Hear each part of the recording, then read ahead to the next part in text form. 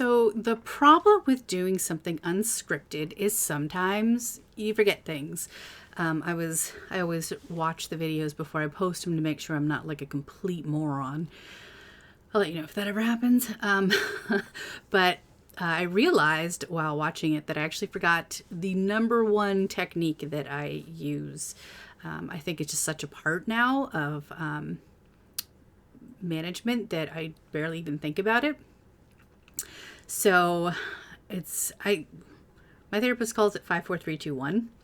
And it's basically what it sounds like. So the first step is to pick 5 things that you can see wherever you're at.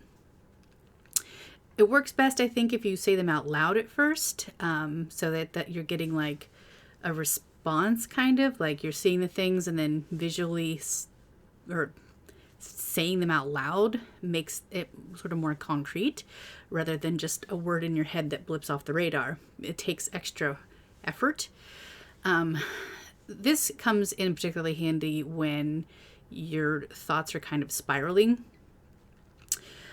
It's like a really stupid Facebook meme, and I hate it, or Instagram or whatever, when people are like, live in the present, just be in the now. I've never understood what that meant because I am so preoccupied with worrying about the ways that I've screwed up in the past, the things that I've done, all the bad things ever, essentially. And then I worry about the things in the future that I'm going to do. Like, oh, how am I going to ruin this? How's life going to end tomorrow? Who knows? But so grounding is the way to actually be in the moment, which, again, I never really understood until recently. It's to keep your mind where you are instead of back there or up there, right here. You're only thinking about this time and space and moment. So you want to start with 5.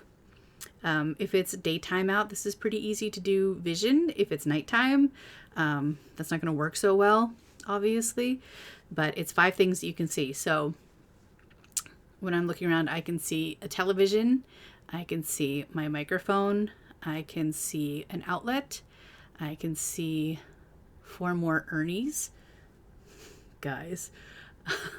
I can see a chalk drawing of a puppy dog with hearts. Then you can do hear. So it's what sounds, like 4 sounds. Right now my heater just kicked on, so sorry if that's coming through. I can hear a truck in the distance. I can hear my daughter talking to the cat. I just heard the chair squeaking. The vision one is it's kind of, it's an outside sense, like it's something that has to come into your brain and be processed before you really see, but you don't notice that, like that's the thing that happens. The hearing one, you have to focus on it a little more, and you really have to sort of extend that sense out to be able to really hear the things that you need to hear. The next one that you can do is touch or feel. This one is pretty good because you're getting into your body. Like you have to feel what you feel, which I think I talked about once before. Most people don't focus on the things that they feel. They just, it's processed and ignored. But 3 things that I can feel. I can feel the chair on my back, my lower back, because I'm definitely slouching a lot. I can feel my fingers on my toes because of how I sit in the chair. I can feel my hair tucked behind my ear. The next one is, you can do like smell or taste. I don't really pay this attention to a lot of these ones. Smell is, I can smell the den. I can smell my shampoo. And taste, I've got gammon. Those ones, they don't really do much for me. But you could reorder the senses in any order that feels right for you. If you feel like feel is a really important one, maybe put it above hear.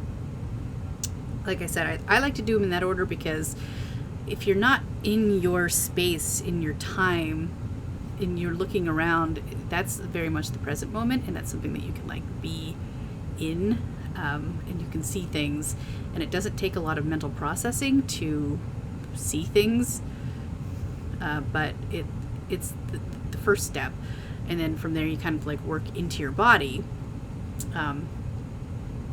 and you know, they call it grounding, because you're grounding yourself to the present instead of wherever else you can be. So sorry I forgot that. I think it's, again, kind of the downfall of doing something unscripted.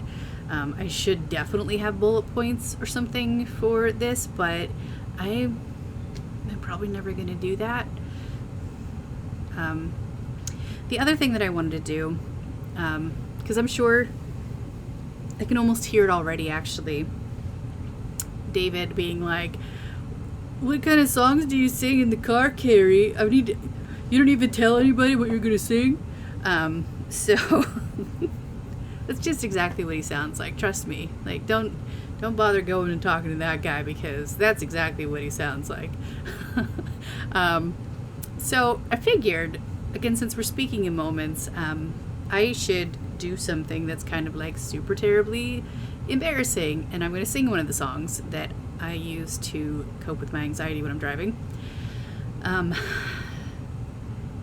This is, I have not sang in front of people since high school, so this is not like a thing that I do.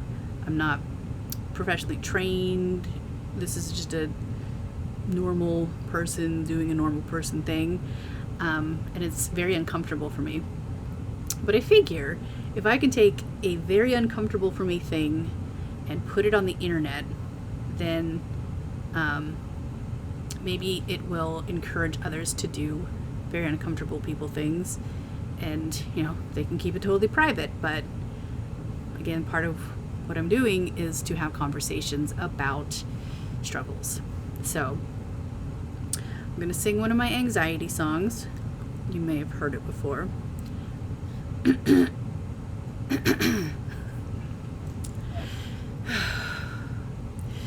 Istanbul was Constantinople, now it's Istanbul, not Constantinople, been a long time gone to Constantinople, Turkish delight on a moonlit night. Every gal in Constantinople lives in Istanbul, not Constantinople, so if you've a date in Constantinople, she'll be waiting in Istanbul. Even old New York was once New Amsterdam. Why they changed it, I can't say. People just liked him better that way. And then sometimes I do more like the do, but it's too low for me and it kind of sounds terrible anyhow. So I'm just going to end it there.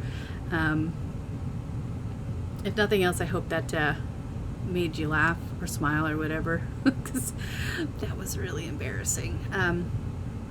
Yeah, but I hope you're having a great day.